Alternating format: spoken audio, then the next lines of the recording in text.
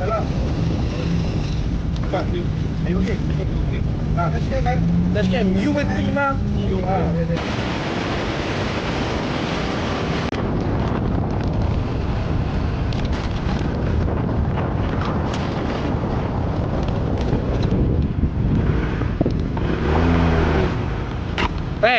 Tadi dah berhenti ke?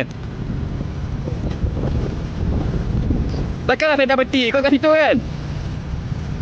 Patutnya abang kena berhenti dululah. Dia laju sangat. Bang, saya ikut bang tak apa, kita bagi report je. Abang nak bagi report tak boleh bang. Abang salah, abang kena berhenti bang. Abang laju sangat. Takkan saya nak berhenti kat mana pun. Jalan saya bang, saya ikut bang jalan saya. Abang patutnya berhenti dulu, abang bukan laju. Salam. Are you okay? Okay. That's okay, man. That's okay. You with me, man.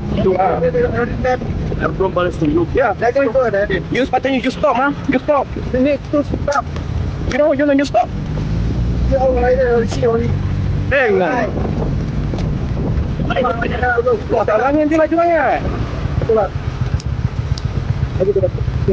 Ya. Kita nak kita macam je lah kita tanya ada tempat jam nampak dah tapi dah nampak tu orang tu nak tak layan dia dalam keadaan macam good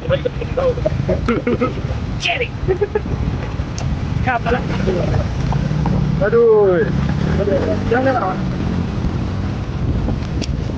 ini mana dak